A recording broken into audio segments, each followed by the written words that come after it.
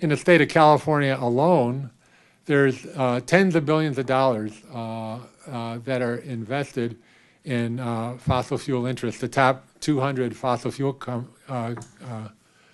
companies and corporations. Actually, I know this because Darwin wrote an article about it to bring this out. So here's just a huge amount of capital. Tom Steyer talked about huge amounts of capital that are out there, but none of this gets down into the development of local renewable resources that are controlled by the community. So we don't have an investment vehicle right now for transferring those billions of dollars and tens of billions of dollars of pension funds and other public monies, you know, into local renewable energy development or any other kinds of local development. So that's our project for the next year or two or whatever it takes us to work that issue. But in the meantime, what we need to do is we need to create models, other models to pursue that tend to, you know, give an indication of the direction and the way that we can go if that money did become available. What would we fund? What would we build? How would we do that? And so what we've done today is to try to put together a session of people who are talking about out-of-the-box solutions that are actually in play right now, that people are working on to try to figure out how we can loosen up money and capital to be invested in the places where we are always advocating that it go. So we have a very nice panel today to try to talk about those things. So Rachel Neal is with the Environmental Defense Fund. She's been working a lot on what is called on-bill refinancing, and she's going to talk a little bit about this particular way to try to unlock financing for some of our community projects. So Rachel, are you ready to take it away? Thank you. I wanted to take this opportunity today to talk a little bit about a financing mechanism that we've been working on to increase access to the kinds of local clean energy solutions that we've been hearing about all day. So the platform is called On-Bill Repayment, and in a nutshell, the idea behind it is to attract private capital to cover the upfront costs of energy efficiency and distributed generation, and to allow residents, so this is specifically for residential buildings, and to allow residents to then repay the financing over an extended period of time on their utility bill. So that's kind of in a nutshell, hence on-bill repayment. So before I dive into too many of the details of how the mechanism works, I want to zoom out a little bit and think about what exactly we can deliver here. So as I said, it's energy efficiency and distributed generation. But you can take it a step further, and really it's energy savings, it's cost savings, it's jobs, it's comfortable homes, even when temperatures are, well, temperatures never get that extreme in San Francisco, but even when it's hot in the summer and cold in the winter. And it's the choice to opt into energy efficiency and clean solutions instead of being constrained to relying on more polluting sources of energy. So that's kind of the framework, and what I want to keep in the back of my mind as I'm thinking about what the end goal of the financing is. So right now, there are a lot of barriers to using traditional financing to pay for energy efficiency in the residential space. And unfortunately, the people who have difficulty getting financing are the people who need the financing. So some of the barriers to getting a loan in the current financial space are if you have low income, have a low credit score, or if you lack home equity, then qualifying for loans can be very difficult, or you're just not going to qualify at all. Tenants have an added layer of difficulty because of the split incentive, which is essentially a landlord could invest in energy efficiency or distributed generation on the property, but the tenants who pay the utility bill would be the ones who'd get the energy savings. So there's sort of split incentive that makes it difficult for anyone to invest in tenant-occupied residences. So with those barriers in mind, I'm going to finally dive in a little bit to how the step-by-step, dive into the step-by-step aspect of on-bill repayment and tell you a little bit about how we can actually address some of the barriers I just described. So first, the most intuitive step is energy savings have to be identified through an energy audit or by a contractor. Once that happens, a participant, non-bill repayment, could then secure financing with one of the pre-approved financial institutions. And so that could be a credit union, that could be a bank, that could be a solar provider, or an energy services contractor. So it's up to the discretion of the resident, and they can secure the best financing they possibly can with one of those investors. Then the project can be completed, and once it's completed, the performance will be monitored by the program administrator. And lastly, the repayment for that project will be placed on the utility bill, and that's what you see in the fifth box there. And so you see there's a section called OBR charge in the after section. So that's the structure of on-bill repayment. But how exactly does that solve these problems? So placing the repayment on the bill essentially addresses those first three problems that I mentioned by creating a new underwriting criteria. So instead of depending on income and credit score to decide if someone can get financing, you can look at utility bill payment history. And the fact of the matter is there are a lot more people who pay their utility bills than who have very high credit scores. So that allows that to become a new means of accessing financing. Putting the repayment on the bill also helps in that it helps the landlord-tenant split incentive, because essentially the tenant can have the responsibility of paying for the upgrades and also get the benefit associated with it. So that's the idea behind how on-bill repayment can address some of those financing barriers that are currently present in the market. So I want to draw your attention to, this is kind of a blown-up version of that last section. And the reason I want to bring this to your attention is because this kind of illustrates a key feature of on-bill repayment that we call bill neutrality. And that's essentially the idea that the utility bill afterwards should be lower than the utility bill before, even including the on-bill repayment charge. And the reason that's important is that's recognizing that for a lot of people, month-to-month cash flow is tight. So investing in energy efficiency, using on-bill repayment shouldn't require you to put additional money, and it should, in fact, save money on utility bills. So that's a way to prevent this from being a kind of program where you have to increase your energy bill, which would disqualify a lot of people from being able to elect to participate. So some of the key features, bill neutrality was the one I just covered. After that is something we call stay with the meter, and that's the idea that if a tenant moves out, a new tenant moves in, the obligation to repay for it stays where the benefit is, which is in that property. Another key feature are the consumer protections. So on-bill repayment is essentially a tool, and like any tool, it can be misused or abused. So we strongly advocate that there be consumer protections in place that prevent that from happening as much as possible.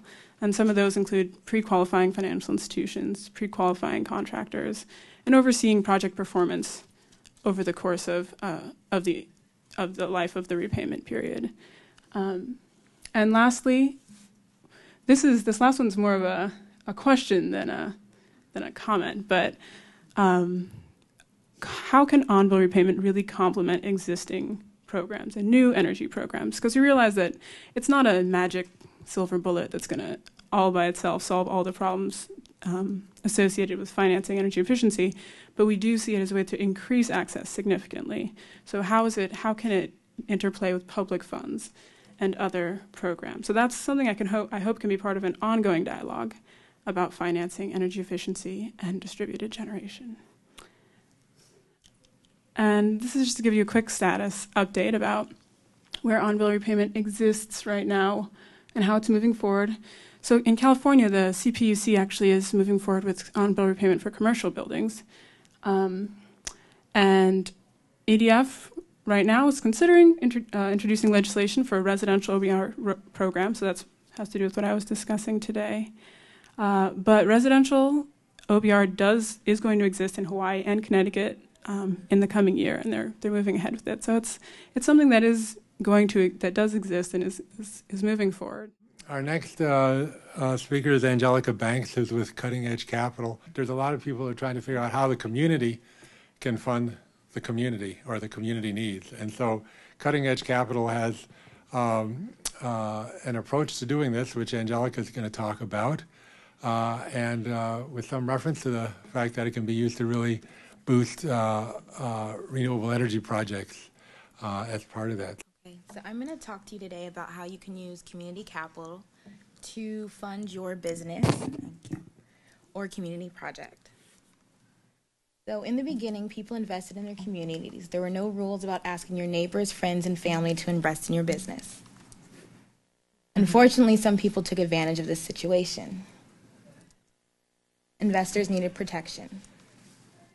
Kansas adopted the first securities law in 1911 to keep Kansas money in Kansas and to protect local farmers and small businesses rather than enriching New York Stock Exchange speculators and gamblers. So what is a security? Securities are basically anything that a business or a nonprofit offers a potential investor with the promise of a return. If something falls within that definition of a security, it's covered by state and federal securities laws. Believe it or not, offering an investment opportunity can get you in trouble with the SEC and state regulators. Lots of entrepreneurs don't know much about these rules and are actually breaking them every day. So these rules are that you must register your security with the state and federal government before you can offer them. Registration means filing and getting approval, but there are some exceptions. And the most well-known exemptions only apply if you limit your offering to accredited investors. If you're lucky enough to know these people, getting them to invest in your companies, the laws are pretty simple to comply with. But this is why so many of us who are unaccredited have limited investment opportunities. Almost all of our money is invested into only half of the economy. And less than 1% of businesses get funding from accredited investors or VCs and angels. The SEC estimates that only 7% of the population are accredited investors, and only a very small percentage of them invest in small businesses. And when they do, they usually demand a fast exit, high return, and some control over your business. So what is a direct public offering? They've been around for a while. It's a generic term meaning any securities offering where you can advertise to the public and bring in accredited or non-accredited investors.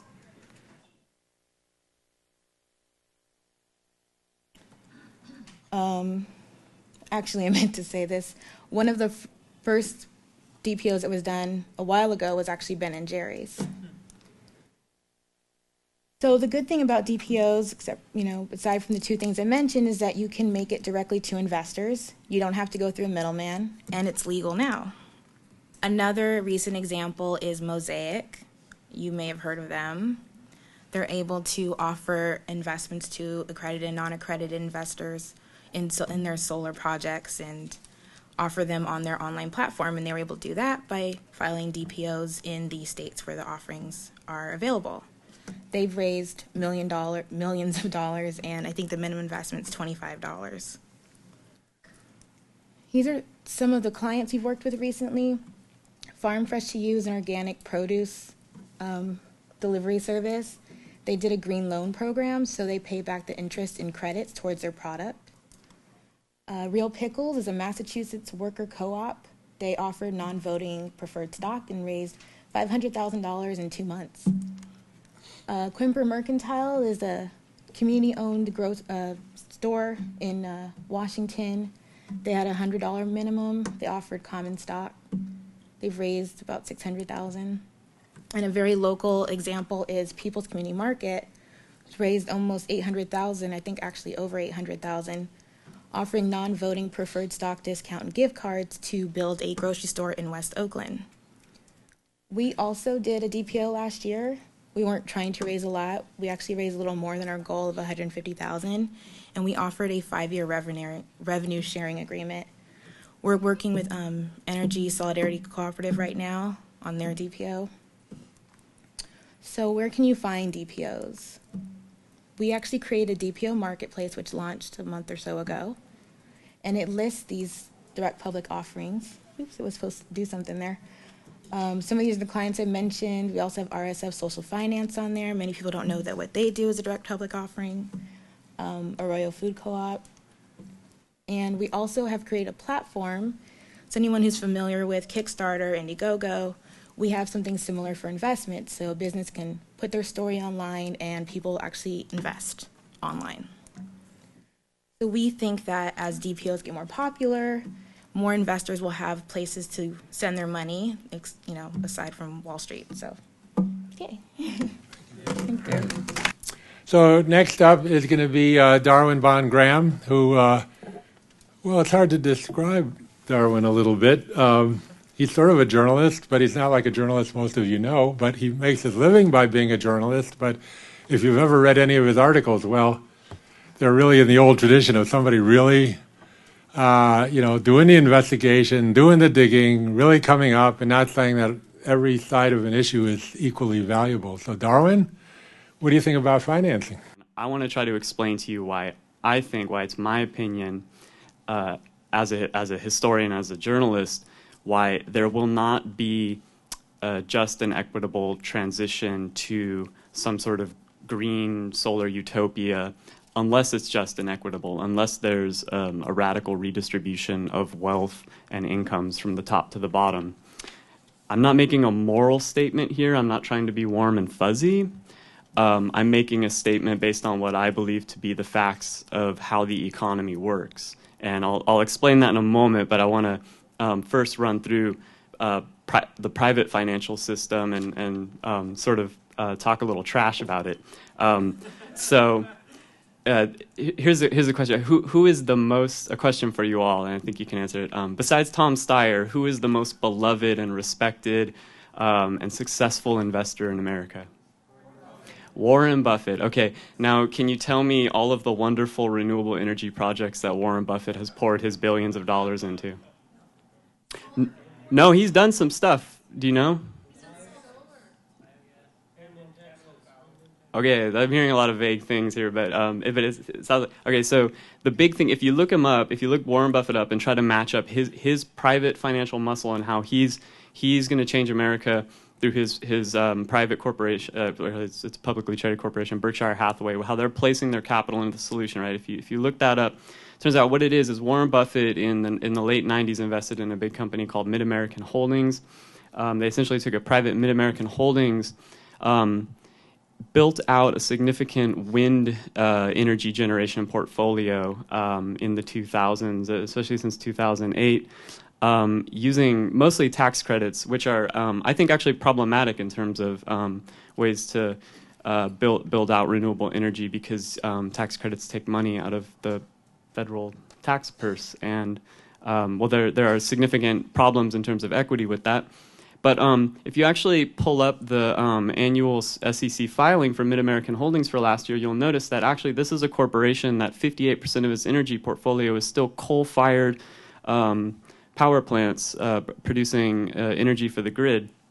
Berkshire Hathaway is also heavily invested in Phillips Petroleum, National Oil Well Corporation, ConocoPhillips. Some of its largest holdings are fossil fuels. The point here, and you know, you can even go back and look at, for example, Farallon Capital Partners, their portfolio, and a lot of it is very carbon energy intensive stuff that they invested in over the years. The point I'm trying to make here is something that actually Tom Steyer said earlier. Private finance is very reptilian. They look at computer models. They don't make moral judgments. And yes, they are working under the rules of the system that you have. Now, I don't think that the rules of the system are as let me back up here, actually. The problem here that we're looking at is how do you raise huge sums of capital to finance renewable energy projects, right? In the utilities sector and in the transportation sector, right? We need to change the liquid fuels that run transportation, and we need to get away from the coal and gas-fired facilities that run utilities. So how do you finance that? Well, the current sort of spirit of the times, and I think it's kind of problematic, is that everyone's looking toward private finance to do this. How are we going to convince the big rich banks Or how are we going to crowdsource the funding ourselves? And I'm going to say that's problematic, and I don't think it's going to work. And here's why. Right now, we have a political and economic system that is basically set up to accumulate wealth and income at the top. And so I'm not saying anything you don't all know. The top 1% of the population does control most of the finance capital that's available for these investments. The problem isn't reaching them and convincing them to do the moral right thing. And the solution is not, I don't think you can even craft a solution by providing them with enough carrots. The reason is because capital is not invested through those kinds of incentives. Capital is invested because there's aggregate demand, which will produce the revenue in corporations to pay back the investors. The aggregate demand itself is the incomes and wealth of the bottom 50% of society. Right now, the bottom 50% of our society continues to experience real losses of income and wealth. There is no aggregate demand right now in the United States to justify investment. That's why you don't see a lot of investment right now. And that's why the economic growth that we are seeing in America is largely being artificially stimulated by the Fed. So unless you redistribute wealth and income downward, it's unlikely that you're actually going to be able to finance this sort of revolutionary green solar utopia that we all sort of want. So what are solutions to that? Well, incentives are nice, and I think in the short term it does make sense to talk about renewable energy tax credits. That's partly why Berkshire Hathaway acquired Mid-American Holdings. Mid-American Holdings had a negative 38% effective tax rate last year. So actually they got paid by the government because they did all this investment in wind farms. And that, with a net income of $340 million last year and a negative tax rate of 38%, that allows Berkshire Hathaway to harvest a big sum of money, right? But again, it's problematic because that means you're taking money out of the federal tax coffers, and so you can't pay for things that are socially equitable, like healthcare and things like that. But in the short term, maybe some tax credits do make sense. There are lots of carrots that you can put out there to tempt private capital to make these investments. There's also sticks, very painful sticks you can use, like carbon taxes and things like that. But I would say the real solution here, the real game-changing solutions, and again, this is not a moral statement. This is based on my reading of the sociological literature about class and race and inequality in America. The big solutions, I think, the only way you're going to finance the projects that all of you care so much about, stronger, bigger unions, more unions and more union density in the United States, which equals higher wages and higher rates of savings for the bottom 50% of the working class in America. You need to strengthen and expand pensions. And now think about that in terms of the political context we see right now, where lots of cities are trying to defund their pensions. And that's kind of insane if you think about how you create savings and aggregate demand at the bottom of the society. Higher marginal tax rates, higher capital gains taxes. Again, you need to redistribute wealth downward to create aggregate demand. If you don't, all of the solutions you come up with, all the incentives, all the juicy, sweet carrots you put in front of the billionaire capitalists, they won't invest. They simply can't. And the problem will be you'll end up in another situation like in 2007, 2008, when the economic system is so out of whack that you experience an economic crash. And can you imagine what's going to happen if we don't redistribute wealth and income in America and you have more economic crises? Those are serious stalling points. And that's going to really delay rebuilding the energy infrastructure of society. And if you delay that reconstruction very long, you all know what's going to happen, right? All right, so that's sort of a little sobering note about this idea of private capital, driving renewable investment in a society that's so unequal in terms of the distribution of wealth and increasingly getting worse. So thanks, Darwin, for that perspective. We'd like to wrap up with Strela Cervas, speaking from the California Environmental Justice Alliance, which launched a very innovative legislative campaign last year called AB 1990 that had quite a bit of traction. It was called Solar for All, and it was based on the notion of a feed-in tariff as a kind of policy or program that could unlock the investment of capital into renewable energy programs. So I thought it would be great to have Strela come and tell us about why they selected this mechanism to try to get some energy development going in the communities that we live in. Thanks. Hey, thanks, Al. So I am probably the odd person out on this panel. I don't know how I got here, but I am not an economic analyst. I'm not from a bank. I'm not an accountant, but my name's Strela. I am one of the co-coordinators for the California Environmental Justice Alliance. Let me see if I know how to operate this thing. Okay, so CEJA is a grassroots coalition. We're made up of some kick-ass EJ organizations. APEN is in the house, Communities for Better Environment, Poder, people organizing to demand environmental and economic rights, based in the San Francisco area, the Mission District. Let's see who am I forgetting. Center on Race, Poverty, and the Environment from the San Joaquin Valley, Center for Community Action and Environmental Justice in the Inland Valley, and then Environmental Health Coalition in San Diego. And I'm based out of the CBE office in LA. And together, the reason that we got together was because we found that there was such a big gap and a hole in the state of creating really transformational environmental justice policy from the grassroots level. And so we got ourselves together to do that. And so what I'm going to be talking to you about is a campaign that we ran that used the feed-in tariff model at its core. So first, before I get into that, I wanted to just let you know about some of the problems that we recognized with the current energy system. Okay, so this is an example of an old and dirty fossil fuel power plant. It's a natural gas power plant. It's the Vernon Power Plant, also known as the Malberg Generating Station in southeast Los Angeles, where I'm based. CBE effectively stopped the build-out and expansion of this particular power plant. And just to let you know, it would emit hundreds and thousands of particulate matter, including nitrogen oxide, which is a harmful greenhouse gas that also causes smog. So right now, the big narrative in the state is we need more fossil fuel. Let's create more natural gas power plants in the state.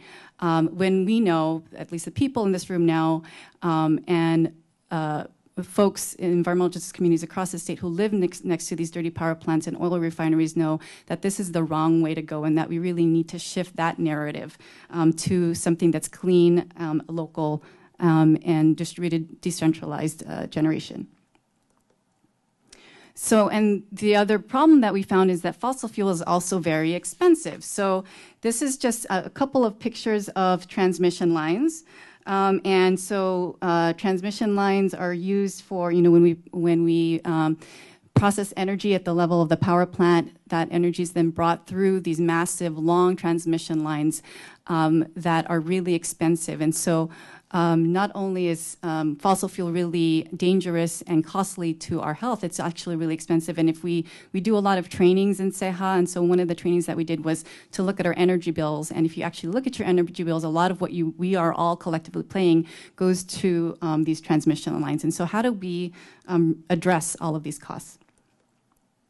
And then the other issue that we found is CEJA is very supportive of expanding clean energy across the state. This is an example of a large solar array in the Mojave Desert, and we support big, centralized energy. We think that it is a key part of us transitioning off of fossil fuel. What we found is that we also need to build more decentralized distributed generation locally. And so what's happening is that there's this quote unquote green divide where there's a lot of solar farms that are built that are not getting into the most impacted environmental justice communities, and that we really need to close this green divide to bring the tangible health and economic and jobs benefits to our communities. And just a note on the current, what we see is the current, there's a lot of, there's some good, really good programs for low-income communities out there. We feel like these programs can really expand the market. For example, MASH and SASH, the programs for multifamily housing and single homes, single-family homes. But these, what we found is that these actually create rebates, and we want to go beyond rebates, and that there's actually no real job creation in these particular programs. So we're looking for real job creation. Okay, so why did we use the feed-in tariff as a model, as a solution? So we were looking at, if this is just a picture, a kind of a schematic of what a feed-in tariff is. So a feed-in tariff, if you read on the lower left hand, it's electricity that is created, that's created when daylight hits the solar panels, and your feed-in tariff provider will pay you for every unit of electricity you generate. So this basically means is the traditional model right now is you get your energy bill. Oh, I have 2 minutes. You get your energy bill, and you pay your utility, your huge utility, which we know is a monopoly. So you pay Edison or PG&E or San Diego Gas and Electric. This really upends that model, and what the feed-in tariff does is then the utility has to pay you. What a novel idea. So the utility pays you for every unit of energy that you produce, and then also you can export electricity back to the grid when you don't use it. So this way you get paid a bonus, you get paid export tariffs as well. So in my mind, the feed-in tariff does 3 things. It creates price certainty, so as opposed, different from what a rebate, you actually get the cost of, say, if you're putting solar on multifamily housing, and we work with a lot of renters, so this really works well for multifamily housing, local businesses, schools, and churches. You get the cost of the solar back, and then plus a rate of return, and so it's very attractive to people who traditionally wouldn't be able to access solar and other renewable energy. And it expands access. So because you now are, rather than just looking at large solar arrays out in the desert, you're actually creating access to smaller decentralized distributed generation. And then you can actually get to scale on this. So for example, by 2010, at least 50 countries worldwide and 25 states and provinces had feed-in tariff policies. Up to 2008, feed-in tariffs were responsible for 75% of the worldwide installed solar PV capacity. So this is something that is being used all over the world, and the US and California are actually really behind. This is just an example of like the explosion of how the feed-in tariff got in terms of Germany.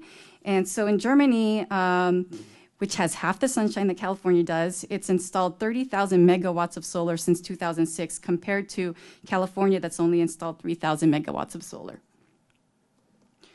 And on our particular campaign with Solar for All, we tried to institute this in a bill called AB 1990.